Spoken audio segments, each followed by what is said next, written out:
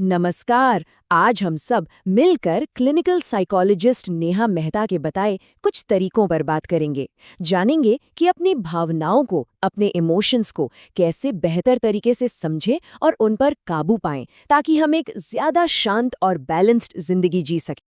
कभी ऐसा महसूस होता है कि गुस्सा, दुख या चिंता ये सब हम पर इतने हावी हो गए हैं कि कुछ और सोचने समझने की हालत में ही नहीं है। ये एक बहुत ही कॉमन फीलिंग है, जहां ऐसा लगने लगता है कि हम अपनी भावनाओं के गुलाम बन गए हैं और वो हमें चला रही हैं। अक्सर हम अपनी ही ख्यालों और अपनी ही पुरानी गलतियों के जाल में ऐसे उलझ जाते हैं कि बाहर निकलने का कोई रास्ता ही नहीं दिखता। और ये अकेलापन, ये उलझन धीरे धीरे हमें अंदर से कमजोर करने लगती है और हमारी पूरी जिंदगी पर इसका असर पड़ता है। तो सबसे पहले तो ये समझना बहुत जरूरी है कि ऐसा महसूस करने वाले सिर्फ आप नहीं हैं। भावनाओं का ये बोझ बहुत ही सामान्य है।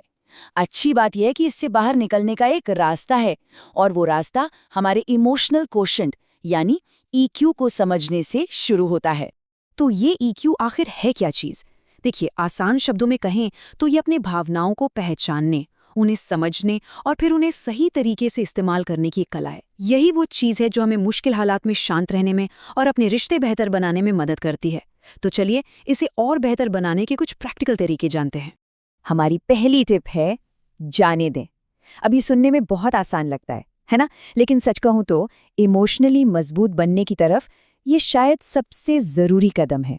इसका सीधा सा मतलब है उन लोगों, उन सिचुएशंस या उन यादों को जाने देना जो अब हमारी जिंदगी के लिए ठीक नहीं है। हमें सबसे पहले तो खुद को कसूरवार ठहराना बंद करना होगा। ये हमारी आदत होती है कि कुछ भी गलत हो, हम सारा इल्जाम खुद पर ले लेते हैं। पर हर रिश्ता या हर सिचुएशन सिर्फ हमारी वजह से खत्म नहीं होती। कभी कभी हालात ऐसे होते हैं या शायद दूसरे लोग जिम्मेदार होते हैं। इस सच्चाई को मानना ही आगे बढ़ने का पहला कदम है। ये सोचने का एक बहुत ही अच्छा तरीका है। मतलब जो भी चैप्टर दुख दे रहा है उसे अपने दिमाग में पॉज कर दीजिए, और अगर महीनों तक दूसरी तरफ से कोई कोशिश ना हो, कोई पहल ना हो, तो समझ जाइए कि अब उसे अपनी जिंदगी की किताब से पूरी तरह डिलीट करने का वक्त आ गया है। इससे हम उस नेगेटिविटी के बोझ से बच जाते हैं जो हमें पीछे खींचती रहती है। अच्छा जी, अब आते हैं हमारी दूसरी टिप पर। दूसरों की जिम्मेदारी लेना बंद करें। ये हमारी इमोशनल हेल्थ के लिए बहुत बहुत ज़रूरी है कि हम अपनी और दूसरों की भावनाओं के बीच एक लाइन खींचना सीखें। देखिए, हमारी जिम्मेदारी अपनी फीलिंग्स को समझने की है, ना कि दुनिया में हर किसी की फीलिंग्स को ठीक करने की। हम किसी की मदद जरूर कर सकते हैं, लेकिन हर किसी को खुश रखने का ठेका लेना हमें ही इमोशनली तोड़कर रख देगा। ये बर्नआउट की सीधी सी रेसिपी है। हमारी तीसरी टिप शायद सबसे मुश्किल लग सकती है, और वो है बुरी भावनाओं को स्वीकार करना। हम अक्सर नेगेटिव फीलिंग्स से भागते हैं, उन्हें दबाने की कोशिश करते हैं, लेकिन सच तो ये है कि उन्हें स्वीकार करना ही उनसे आगे बढ़ने का एकमात्र तरीका है। हमें ये याद रखना होगा कि हम इंसान हैं, कोई रोबोट नहीं। जिंदगी में कभी खुशी होगी तो कभी दुख भी होगा। किसी से जलन होना या किसी बात पर निराश होना, ये सब हमें बुरा इंसान नहीं बनाता। ये तो बस इस बात का सबूत है कि हम जिंदा हैं और महसूस कर सकते हैं। मन में कोई नेगेटिव ख्याल आने पर खुद को कोसने से कुछ नहीं बदलेगा, बल्कि वो ख्याल और मजबूत होगा। इसके बजाय बस उस भावना को महसूस करें। खुद से कहें, हाँ मुझे भी गुस्सा आ रहा है, या हाँ मैं अभी दुखी हूँ। आप देखेंगे कि सिर्फ इतना मान लेना ही कितना सुकून देने वाला हो सकता है।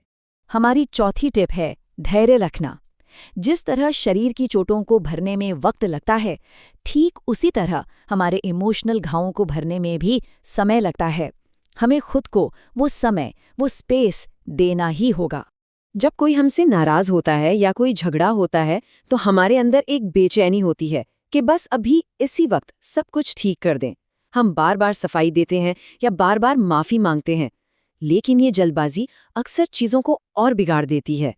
जल्दबाजी में अपनी सफाई देना, किसी से आपको समझने के लिए मिन्नतें करना, या फिर उस बात को लेकर खुद को तकलीफ पहुंचाना, ये सारी चीजें हमें हील होने से रोकती हैं। कभी कभी जो सबसे अच्छा काम हम कर सकते हैं वो है थोड़ा पीछे हटना और वक्त को अपना काम करने देना। और अब हमारी पांचवी और शायद सबसे पावरफुल टिप, किसी भी चीज को पर्सनली मत लीजिए।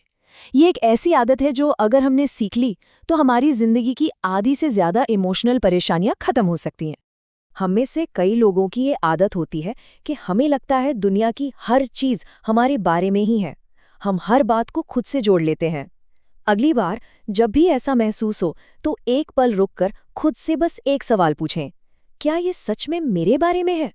जरा सोचिए, अगर ऑफिस में दो लोग आपस में बात करके हंस रहे हैं तो हो सकता है वो किसी चुटकुले पर हंस रहे हों, आप पर नहीं। अगर आपका बॉस आपके काम में सुधार करने को कहता है तो वो आपकी मदद करना चाहता है, आपकी बेइज्जती नहीं। ये लाइन, ये हमारी सोच को पूरी तरह बदल सकती है। अक्सर लोगों का बर्ताव उनकी अपनी परेशानियों, उनकी अपनी लड़ाइयों का नतीजा होता है, हमारा नहीं। ये बात हमें ना सिर्फ शांत रहने में मदद करती है, बल्कि हमें दूसरों के लिए और ज्यादा हमदर्द भी बनाती है। तो एक बार फटाफट इन 5 कदमों को याद कर लेते हैं। जो चला गया उसे जाने दें, अपनी इमोशनल बाउंड्रीज तय करें, अपनी हर अच्छी बुरी भावना को स्वीकार करें, खुद को ठीक होने का वक्त दें, और आखिरी, किसी भी बात को दिल पर ना लें। यकीन मानिए, ये आपके इमोशनल हेल्थ की चाबियां हैं।